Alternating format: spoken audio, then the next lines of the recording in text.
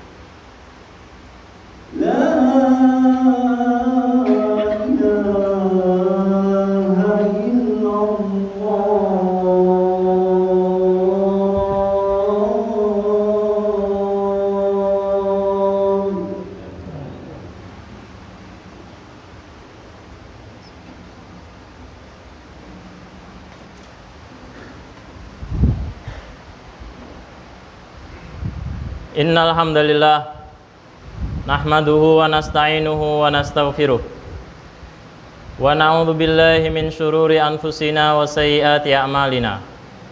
May yahdihillahu fala mudhillalah wa may yudlil fala hadiyalah.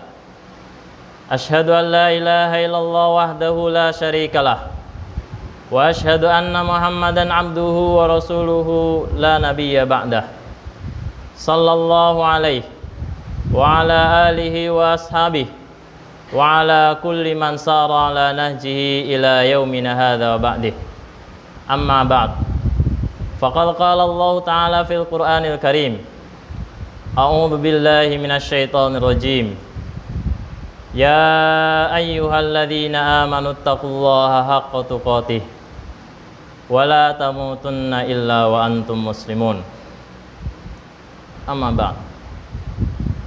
Para hadirin yang Allah muliakan, setelah khatib memuji dengan mengucapkan hamdalah pada Allah Subhanahu wa taala, kemudian bersaksi bahwasanya tidak ada Tuhan yang berhak disembah selain Allah, serta bahwa Muhammad adalah Rasulnya, kemudian berselawat pada baginda Rasulullah sallallahu alaihi wasallam.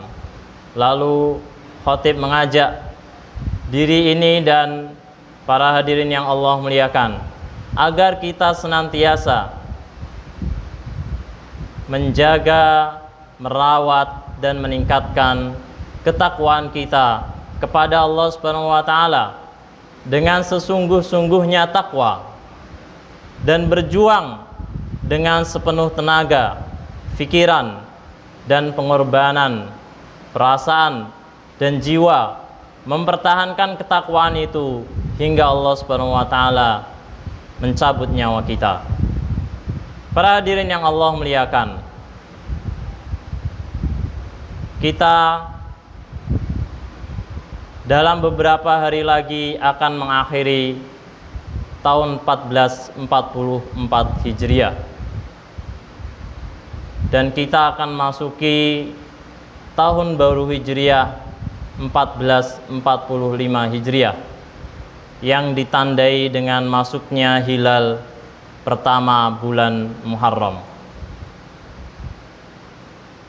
Para ikhwan hadirin sidang Jumat yang Allah muliakan, apabila kita membaca sejarah peradaban Islam, sejarah perjuangan kaum muslimin di masa-masa pertama, di masa baginda Rasulullah sallallahu alaihi wasallam dan di masa para sahabat ridwanullahi alaihim, kita akan menemukan banyak sekali peristiwa-peristiwa bersejarah yang terjadi di bulan Muharram. Dan satu peristiwa bersejarah yang terjadi, yang menjadi bukti akan besarnya peradaban Islam, yang membelokkan dan merubah arus sejarah peradaban manusia saat itu, adalah penetapan kalender Hijriah yang ditetapkan oleh Al-Khalifah Amirul Mukminin Umar bin Al-Khattab radhiyallahu an. Para hadirin yang Allah muliakan, sebelum masa Umar bin Khattab radhiyallahu an, kaum muslimin selalu menandai peristiwa-peristiwa bersejarah itu dengan menyebutkan peristiwa itu. Maka disebutkanlah Amul Huzni, tahun kesedihan. Disebutkanlah Amul Fil, tahun gajah, yang menjadi awal dari munculnya atau dibangkitkannya Nabi Muhammad SAW sebagai seorang nabi, dan berbagai tahun-tahun yang kemudian tahun itu dinamai berdasarkan peristiwa besar yang terjadi pada tahun itu. Lalu kemudian Khalifah Umar bin Al-Khattab radhiyallahu an diminta oleh para sahabat, "Arrihu ya Amirul Mukminin." Tetapkanlah tarikh wahai Amirul Mukminin. Tetapkanlah kalender sejarah kita wahai Amirul Mukminin. Kemudian Amirul Mukminin Umar bin Khattab radhiyallahu an meminta pandangan para sahabat ridwanullahi alaihim. Bagaimana kalau kita tetapkan berdasarkan kalender Romawi? Itu terlalu jauh, kata mereka. Lalu bagaimana kalau kita tetapkan berdasarkan kalender Persia? Itu tidak sesuai dengan peristiwa-peristiwa bersejarah yang terjadi pada masa kita. Lalu bagaimana kita akan menetapkannya? Salah seorang sahabat, Utsman bin Affan radhiyallahu an, mengusulkan agar peristiwa hijrahnya para sahabat ridwanullahi alaihim yang terjadi di akhir bulan Zulhijjah dan di awal bulan Muharram dari Makkah ke Madinah sebagai awal dari penetapan kalender Hijriah. Maka ditetapkanlah bulan Muharram sebagai bulan pertama dari 12 bulan Hijriah. Umar menjadikan awal izinnya Rasulullah SAW kepada sejumlah sahabat untuk hijrah ke Madinah yang terjadi pada awal Muharram sebagai penentuan permulaan kalender Hijriah, agar umat Islam mengingat peristiwa itu sebagai bukan peristiwa yang biasa-biasa saja. Itulah peristiwa yang membuat perubahan yang besar bagi sejarah peradaban kaum muslimin. Hijrahlah yang membagi sejarah dakwah di masa Nabi Muhammad SAW menjadi periode dakwah di Makkah dan periode dakwah di Madinah. Hijrahlah yang membagi sejarah turunnya Al-Quran menjadi Quran Makkiyah dan Quran Madaniyah. Quran Makkiyah adalah Quran atau ayat-ayat Al-Quran yang turun sebelum hijrahnya Nabi Muhammad SAW ke Madinah. Sedangkan Quran Madaniyah adalah ayat-ayat Al-Quran yang terjadi, yang turun setelah proses hijrahnya Nabi SAW dari Makkah ke Madinah. Hijrahlah yang kemudian membagi dan membedakan antara syariat Islam yang turun di Makkah dengan syariat Islam yang turun di Madinah. Dan kita akan menemukan perbedaan besar antara syariat Islam yang ada di Makkah dengan syariat Islam yang ada di Madinah. Di antaranya adalah penetapan hukum-hukum di dalam Islam yang banyak terjadi di periode Madinah, tidak terjadi di periode Makkah. Para hadirin yang Allah muliakan, Imam Al-Hasan Al-Basri rahimahullah mengatakan, yang artinya sesungguhnya Allah telah membuka tahun Hijriah ini dengan bulan Muharram, yang itu merupakan bulan suci, satu dari 4 bulan suci yang Allah muliakan. Maka tidaklah di dalam satu tahun itu ada satu bulan yang lebih mulia dibandingkan bulan Ramadan selain bulan Muharram. Maka Allah Subhanahu wa taala kemudian menamakan bulan Muharram ini sebagai Syahrullah, bulannya Allah Subhanahu wa taala. Dan ini terkonfirmasi di dalam Al-Qur'an. Allah Subhanahu wa taala berfirman, "Inna iddatash syuhuri indallahi 12 syahran fi kitabillah." Sesungguhnya bilangan bulan di sisi Allah itu ada 12 bulan yang ditetapkan di dalam Al-Qur'an. Yauma khalaqas samawati wal ardi, yauma khalaqas samawati wal ardi minha. Hari di mana Allah Subhanahu wa taala menciptakan langit dan bumi. Arba'atun hurum, ada 4 bulan suci. Dzalikad dinul qayyim, itulah agama yang lurus. Fala tadlimu fihinna anfusakum, maka janganlah kalian melakukan perbuatan zalim terhadap diri kalian di 4 bulan suci itu. 4 bulan suci itu adalah bulan Dzulqa'dah, bulan Dzulhijjah, bulan Muharram, dan bulan Rajab.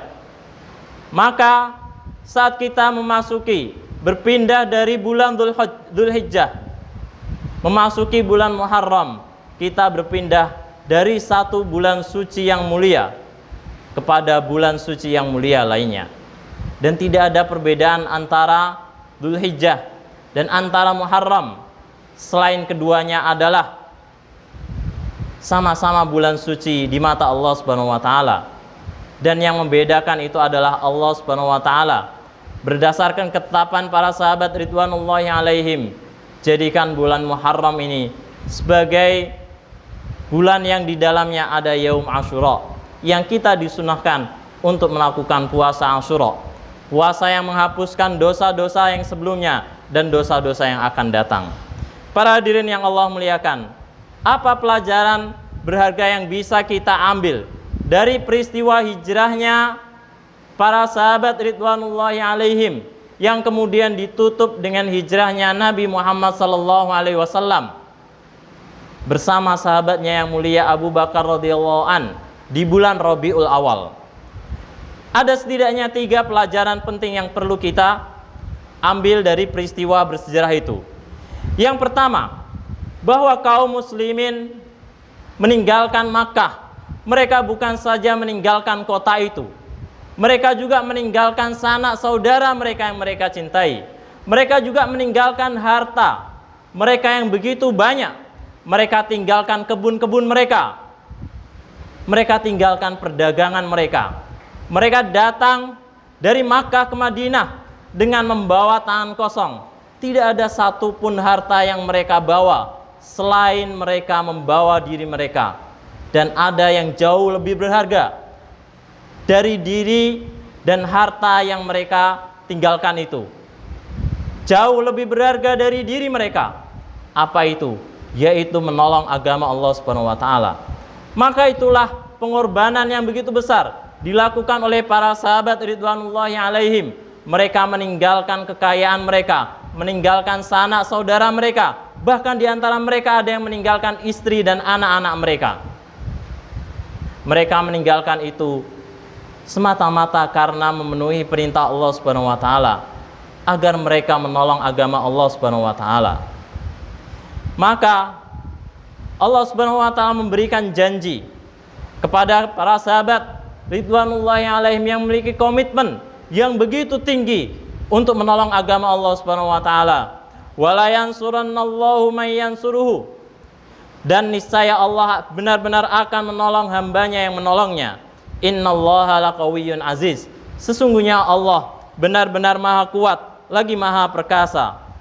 Siapakah hamba-hamba yang Allah Subhanahu wa taala tolong itu? Alladzina in makkannahum fil ardi aqamus salata wa atuz zakah. Yaitu mereka yang apabila Allah Subhanahu wa taala teguhkan di muka bumi ini, lalu mereka menegakkan salat dan menunaikan zakat, wa amaru bil ma'rufi wa nahaw 'anil munkar, dan mereka melakukan amar ma'ruf nahi munkar. Walillahi akibatul umur, dan milik Allah lah akibat dari segala persoalan. Para hadirin yang Allah muliakan, mengapa para sahabat ridwanullahi alaihim di bawah bimbingan Nabi Muhammad SAW, di bawah bimbingan wahyu Allah Subhanahu wa taala, mereka mampu menciptakan satu masyarakat madani yang kemudian menjadi pilar, menjadi model dari sebaik-baiknya masyarakat yang tidak pernah terjadi pada masa sejarah sebelumnya dan tidak akan pernah terjadi di masa-masa sesudahnya. Allah Subhanahu wa taala tetapkan bahwasanya kita kaum muslimin adalah sebaik-baik umat. Kuntum khaira ummatin ukhrijat lin-nasi ta'muruna bil ma'rufi wa tanhauna 'anil munkar. Kalian ini adalah sebaik-baik umat, sebaik-baik manusia yang dikeluarkan untuk manusia.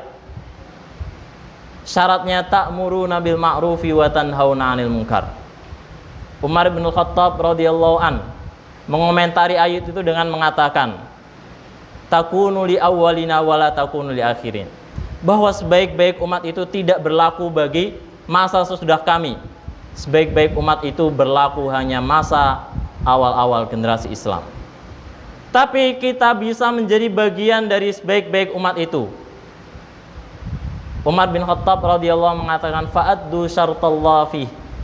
Maka penuhilah syarat-syarat yang Allah tetapkan untuk menjadi sebaik-baik umat, yaitu aqamus shalah wa atuz zakah wa amaru bil ma'rufi wa nahaw 'anil munkar.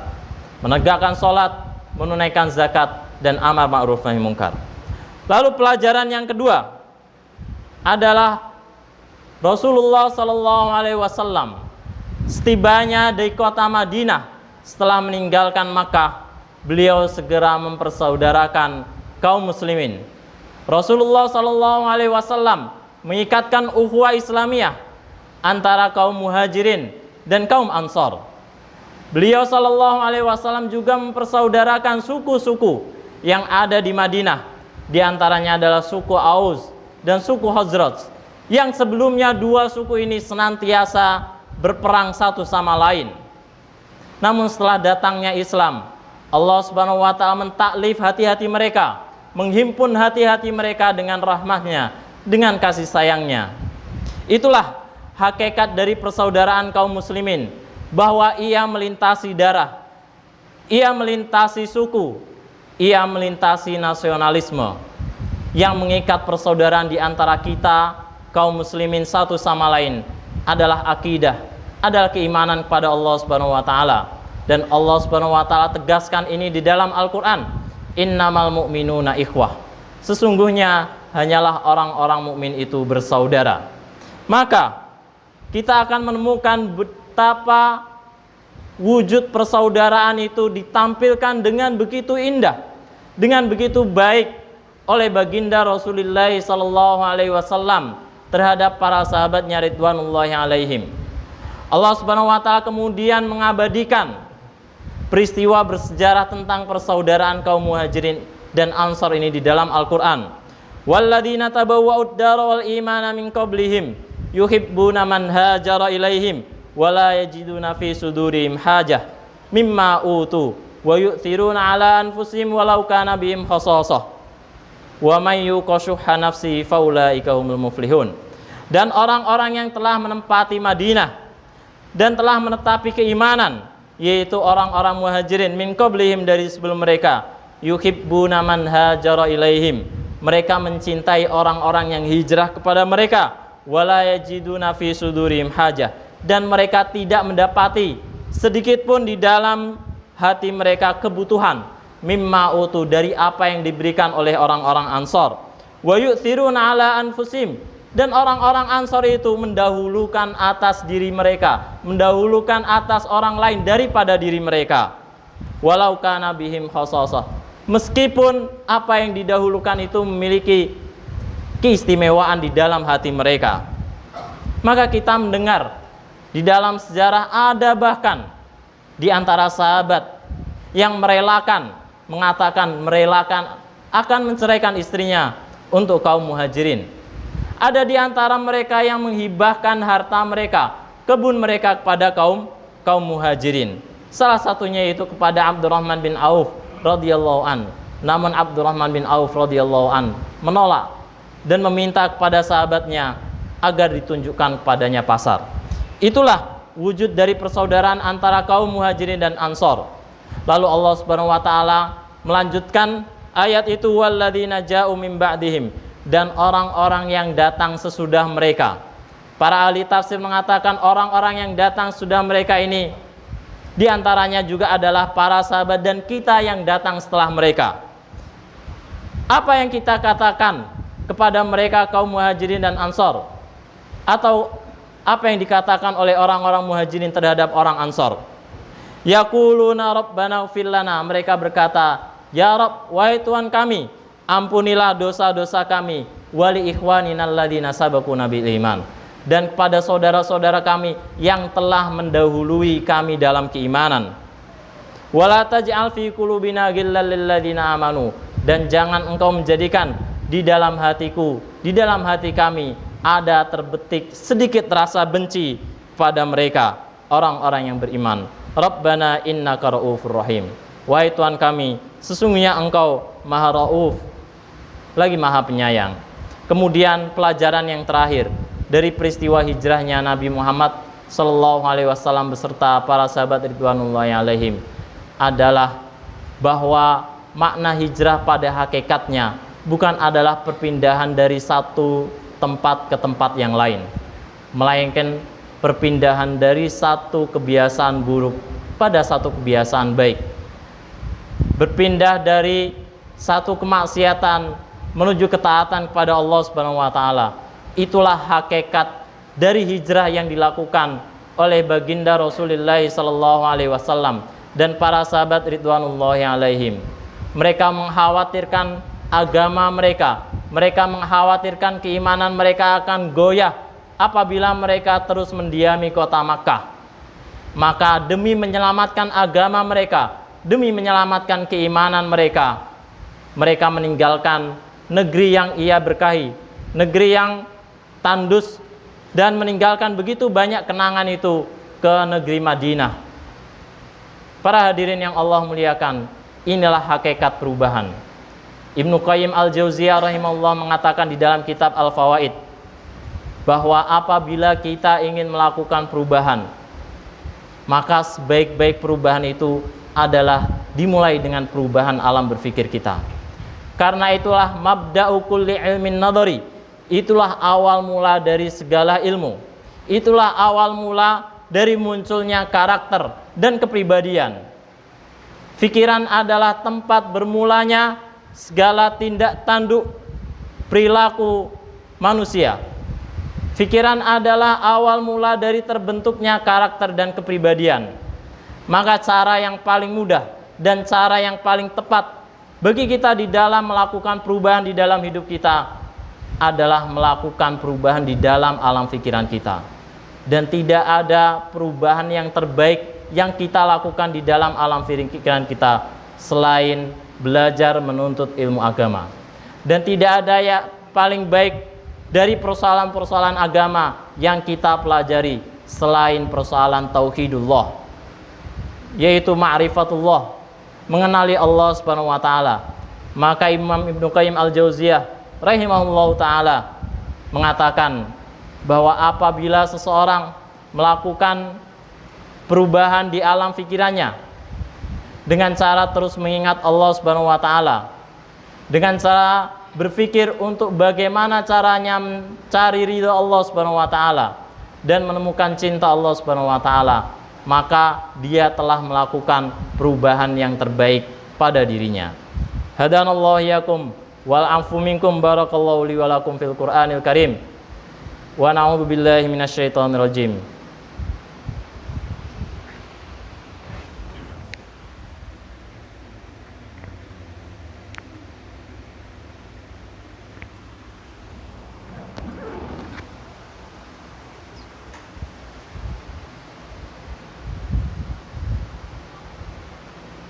Alhamdulillah, alhamdulillahi hamdan katsiran thayyiban mubarakan fih, kama yuhibbu rabbuna wa yardah. Asyhadu an la ilaha illallah wahdahu la syarikalah, wa asyhadu anna Muhammadan abduhu wa rasuluhu wa safiyuhu min khalqih, ballaghar risalah wa addal amanah wa nasahal ummah wa jahada fillahi haqqa jihadih. Sallallahu alaihi wa ala alihi wa ashabihi wa ala kulli man sara ala nahjihi ila yaumin hadza ba'di. Amma ba'd. Ibadallah, i'lamu fa innallaha qala lakum. Sesungguhnya Allah Subhanahu wa taala berfirman kepada kita yang merintahkan kita untuk bertakwa, ya ayyuhalladzina amanu, hai orang-orang yang beriman, ittaqullaha haqqa tuqatih, bertakwalah kalian dengan sebenar-benar takwa. Wa'lamu innallaha malaikatahu yusholluna 'alan nabi, ya ayyuhalladzina amanu shallu 'alaihi wa sallimu taslima. Allahumma ighfir lil muslimina wal muslimat wal mu'minina wal mu'minat al ahya'i minhum wal amwat, innaka sami'un qaribun mujibud da'wat, ya qadiyal hajat.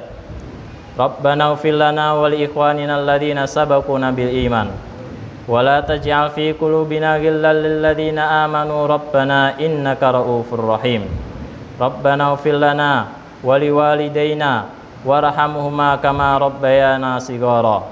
Rabbana hab lana min azwajina wa dhurriyyatina qurrata a'yun waj'alna lil muttaqina imama. Waj'alna lil muttaqina imama. Rabbana atina fid dunya hasanah wa fil akhirati hasanah wa qina adzabannar.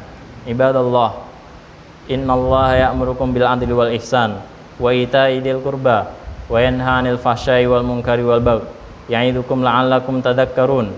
Fadhkurullaha yadhkurkum washkuruhu 'ala ni'amihi yazidkum wa la dzikrullahi akbar wallahu ya'lamu ma tasna'un. Allahu akbar, Allahu akbar.